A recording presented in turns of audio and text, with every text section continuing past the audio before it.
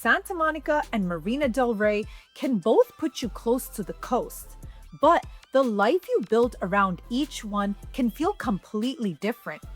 That difference matters because buyers often compare them from too far away. On a map, they both look like water, restaurants, sunshine, and Westside access. Once you start thinking about your actual routine, the decision gets more specific. One area may give you the coastal city energy you picture. The other might offer a calmer home base where the water, the building, and the immediate surroundings carry more of the lifestyle. Neither choice is automatically smarter. A beautiful coastal setting can still be wrong for the way you live. So instead of asking whether Santa Monica or Marina del Rey is better, I want you to think about which one supports your normal week after the excitement wears off. If you're comparing these two right now, comment which one you are leaning toward before we get into the details. Your first reaction can be helpful, but it should not make the whole decision for you. Santa Monica pulls buyers in quickly because the appeal is easy to understand. You have beach access, walkable pockets, restaurants, shopping, coffee, fitness, outdoor space, and a name most people recognize before they ever start looking seriously.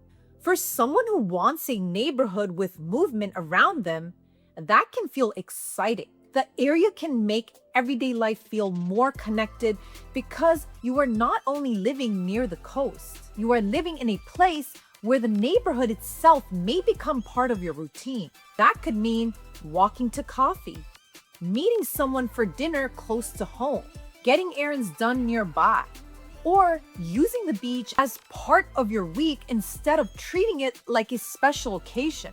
When that's the lifestyle you truly want, Santa Monica can make a lot of sense. But the trade-offs show up fast. A strong location usually asks for something in return. Your budget may push you toward a condo rather than a detached home. Some buildings may be older than what you imagined. Parking deserves closer attention than buyers expect. HOA dues can change how the monthly payment feels. Interior space may be tighter if you are prioritizing the area around the home. None of that means Santa Monica is the wrong choice. It means you have to know what you are paying for. The location only feels worth it if you are actually going to use the lifestyle that comes with it. A buyer who wants to be out in the neighborhood often may accept those compromises without much hesitation. Someone who mostly drives, works long hours, and wants a quieter place to come home to may feel differently once the real options are in the table. That's where Santa Monica needs an honest gut check. Do you want the neighborhood to be part of your life most days?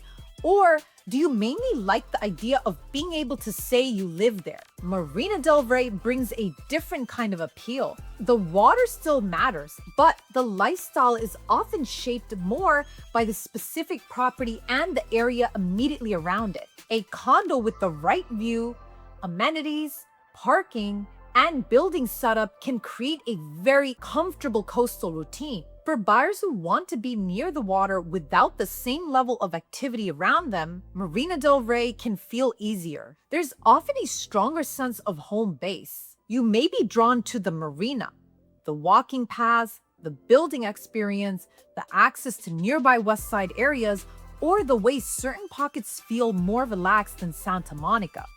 That calmer feeling can be valuable. It can also mislead buyers if they assume water proximity is enough.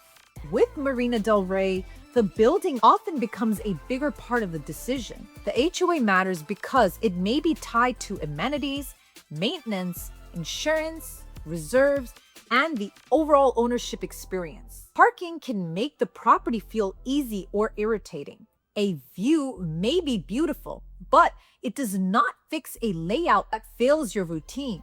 Amenities only add value when you would actually use them. So if Marina del Rey is on your list, I would want you looking very closely at the exact property. Not every building gives you the same version of the area. Some options may feel calm, convenient, and connected to the water in a way that works beautifully. Others can look appealing online and then become less convincing once you add up the monthly cost, rules, parking, and building details. This is where the Santa Monica and Marina del Rey comparison becomes more useful. Santa Monica often asks, will you use the neighborhood enough to justify the trade-off? Marina del Rey asks, does this specific building give you the coastal lifestyle you think you are buying? Those are different questions. If you use the wrong one, you can talk yourself into a property that looked right for the wrong reasons.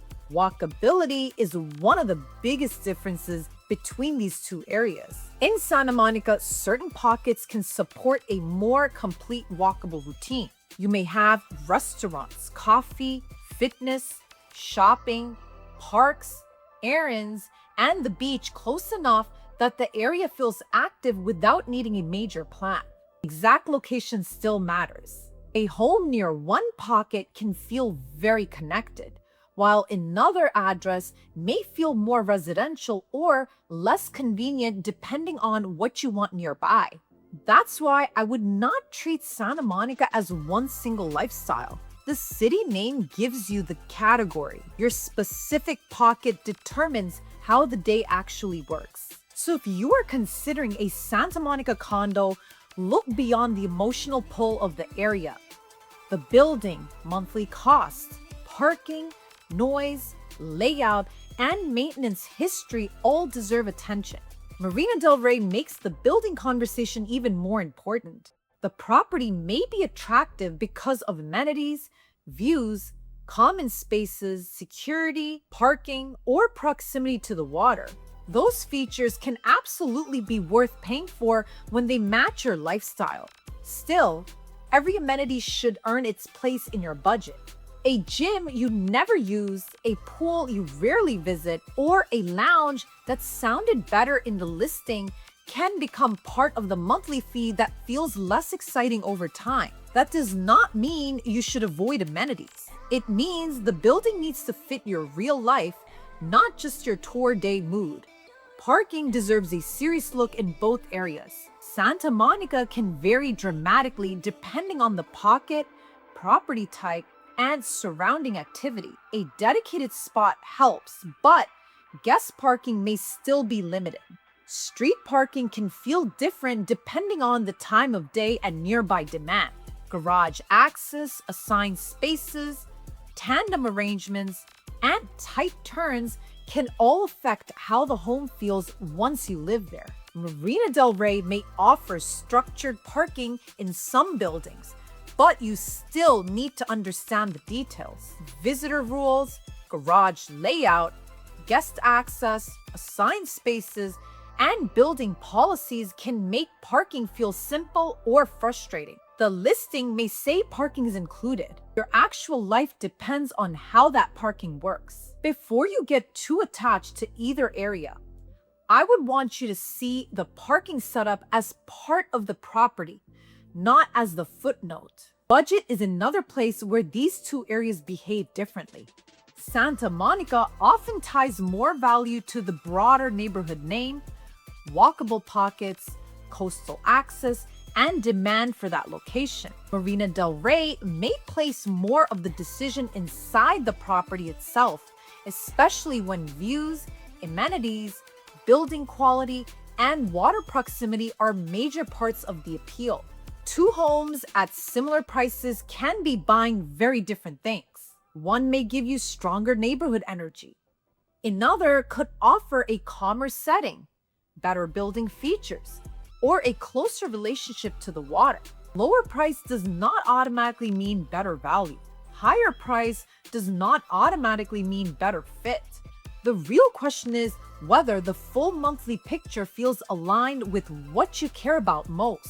That includes the mortgage, HOA dues, insurance, taxes, parking, building condition, layout, location, and the parts of the lifestyle you will actually use. For relocation buyers, this comparison can be especially tricky. From another city, Santa Monica and Marina del Rey may both sound like the coastal West Side dream.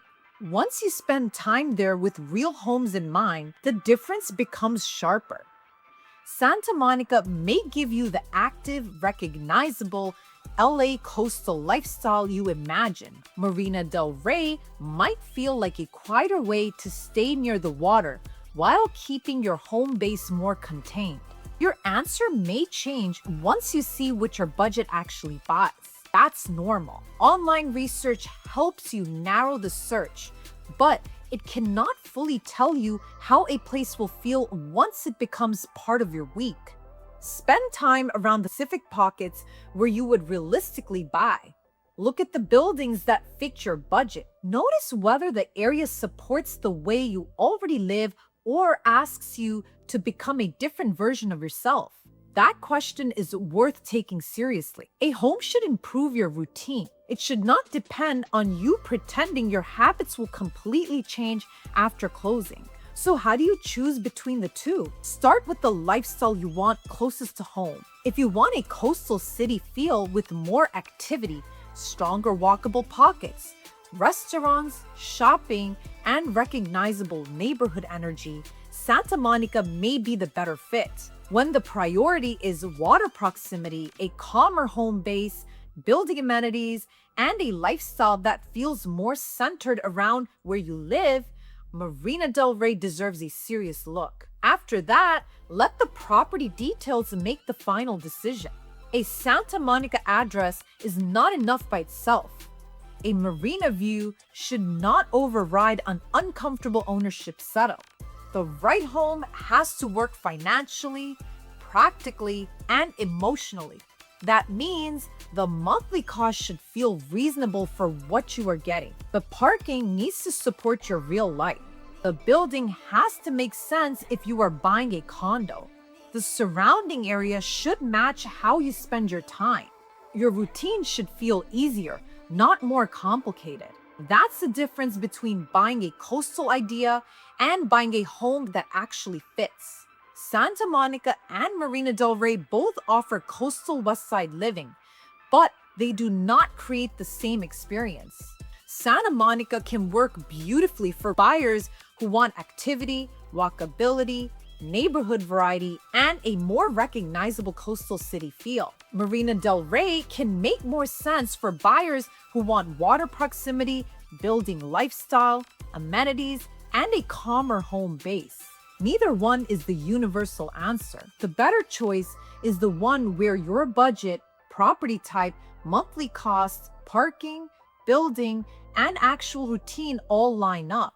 If you are comparing Santa Monica, Marina del Rey, or another coastal West Side area, reach out and we can talk through which option actually fits the way you want to live. If you want more honest Los Angeles real estate and neighborhood guidance, subscribe to the channel. I'll keep breaking down what buyers need to understand before making a move here. And comment below which coastal comparison you want next, because there are a few West Side pairings buyers ask about all the time.